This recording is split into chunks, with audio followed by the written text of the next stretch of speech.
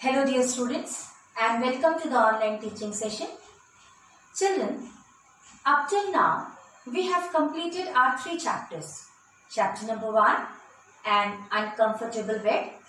Then we did The Master Artist, and chapter number 3 was Homesickness.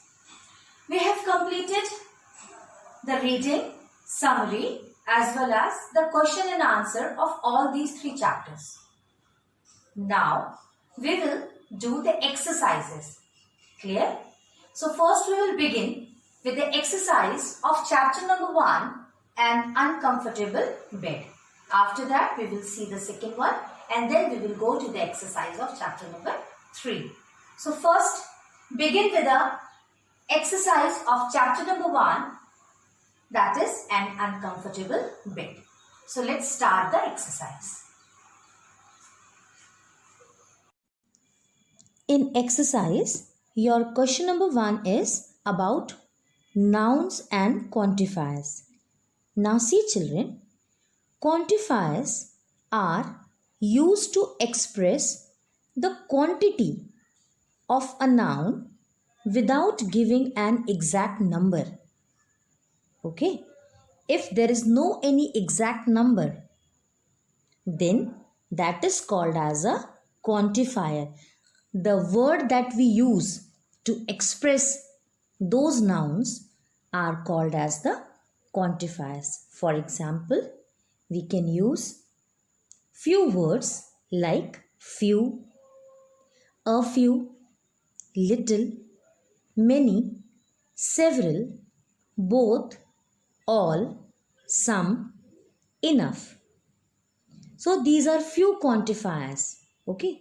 We have many words that can be used as a quantifiers. They are just used to express the quantity and they do not give any exact number.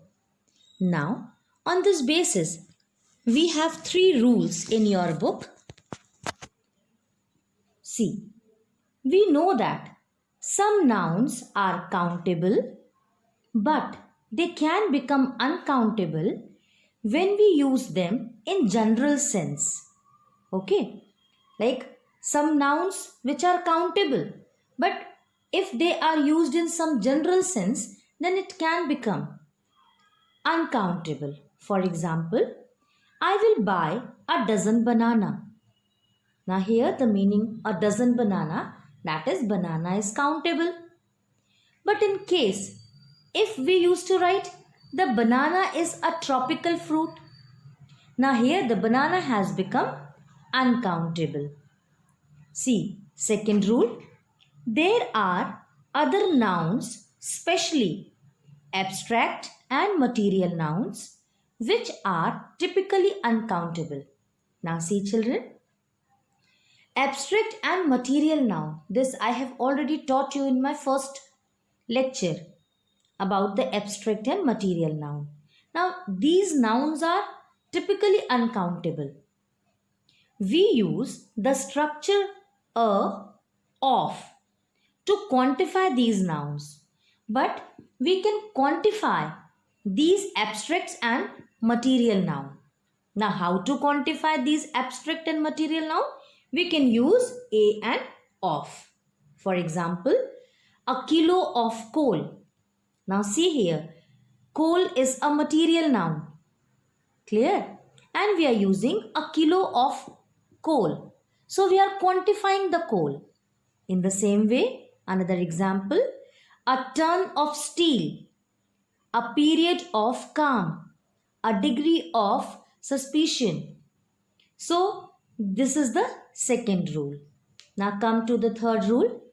There is yet another category consisting of nouns which are usually uncountable but can become countable depending on usage. See, there is a fear. Fear is typically uncountable. Okay, but it can become countable. There is a fear that elephants are still poached for ivory. Second example, getting an education is critical in the present day. So, these are three important rules by which we can quantify or we can understand that how to quantify nouns. Now we will start with exercise. See, question number 1 is underline the uncountable nouns in these sentences and write 1, 2 or 3 depending on which rule applies to each of them. There is a grain of truth in what he says. Now, truth, and there is a truth. Truth means we are talking about something abstract noun that we cannot touch, we can feel. So, this is the rule number 2. In the same way, experience is a good teacher. Experience I have underlined, and rule 2. Their family has been in business for many years. Rule 1. It is difficult to put out fire without an extinguisher. Rule 3. An extinguisher. Now in the rule 3, I told you that which are usually uncountable but can become countable. So an extinguisher. Rule number 3. The coming months are a period of excitement. A period of. Rule number 2. Seaweed is a widely used component in shampoos these days. Rule number 1. It was a friendship that was very special and rare. Rule 2. He received a shower of praise for his new book. Rule 3. Clear? Now, next exercise, that is pronoun. Now children, pronoun we have already read. That is, a word that can be used in place of a noun is called as pronoun. Now we have the different types of pronoun. I think so this you all have read in your previous class. So we will have a look on it. Number 1 is subject pronoun. Now, in place of a subject, the word that we can use is called as the subject pronoun. For example, I, we, you, he, she, it, they. In the same way, if something is about some object, then that is called as the object pronoun. Me, us, you, him, her, it and them. Possessive pronoun like belongings. Okay. Mine, ours, yours, his, hers, its, theirs. Then demonstrative pronoun which used to point out something. That is this, that, these, those. Then we know about relative pronoun which used to give relation like who, whom, which, that, whose, okay, whoever, wherever, whatever, whichever. Reflexive pronoun, myself, ourselves, yourself, yourselves, himself, herself, itself and themselves. Now, these are the different kinds of pronoun. Clear? Along with this, we have also learned that there is another large group of pronouns called indefinite pronoun. Unlike the definite pronouns above. Now, whatever are given above, they all are definite pronoun. The indefinite pronoun does not refer to any specific person or thing. Clear? It does not belong to any specific person or any specific thing. In a singular, we use one, each, other, either, neither, another, anybody, anyone, anything, everybody, everyone, everything, nobody, no one, nothing, somebody, someone, something. All these are indefinite because they do not belong to anyone. For more than one, we use both, few, others, many, several. Okay. For both singular and plural, we use all, some, any, more, most and none. So, like we use some definite pronouns, in the same way we can also use some indefinite pronoun, and these indefinite pronouns do not belong to any specific person or any specific thing. Now on this basis we have exercise B. Let's see this exercise. Something tells me that it will rain this afternoon. I can almost smell the rain.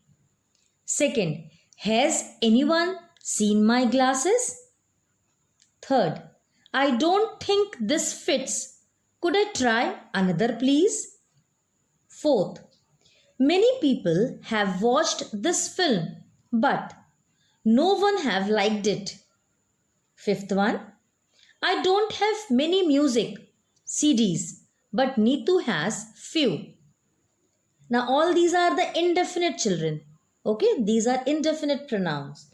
Several can surpass his greatness as a music composer. Both these cakes look delicious. I will be greedy and have one of each.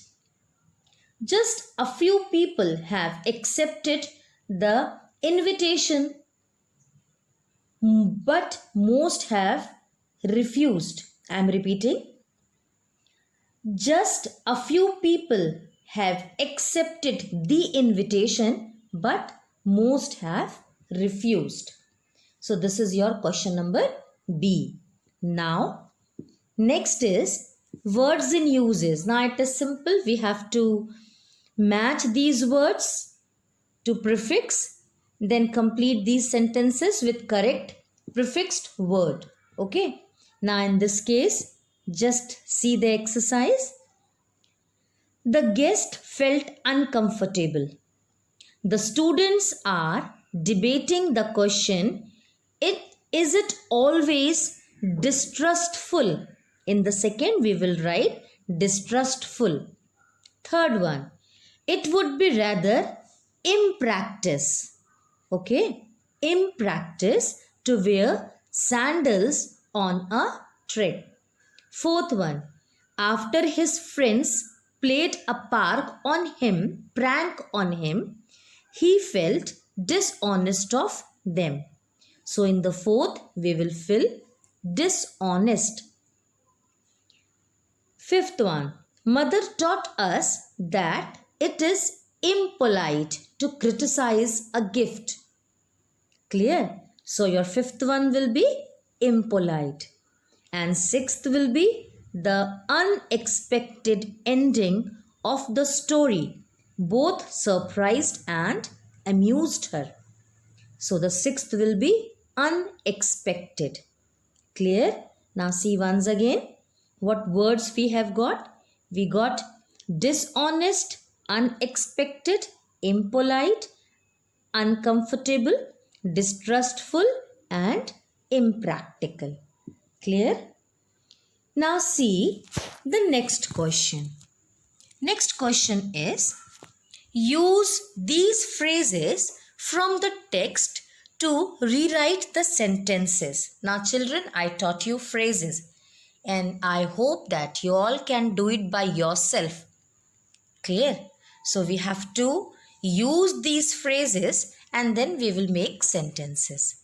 Now I wrote the sentences. I'll read those sentences and you will note it down. Clear?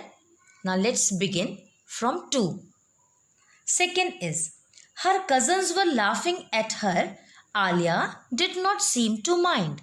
Now see the answer. Alia did not seem to mind as her cousins were laughing at her expense. Third, he took a quick look at his notes. Then he entered the examination hall. Now see, he cast a glance at his notes and then he entered the examination hall. Fourth one, Rohan's classmates gave him a lot of attention when he won the quiz competition. Now see the answer. Rohan's classmates made much of him when he won the quiz competition. Fifth one, after a lot of thought, I decided to go to Himachal and not Kerala. See the answer. After a lot of thought, I made up my mind to go to Himachal and not Kerala. Sixth one, I think my family has planned a surprise for my birthday. Now see, I think my family has planned a surprise in store for my birthday. Okay, now this is all about the exercise of chapter number 1. In the next video, we will see the exercises of chapter number 2, that is the master artist. Till then children, you note it down and learn them. Okay, thank you.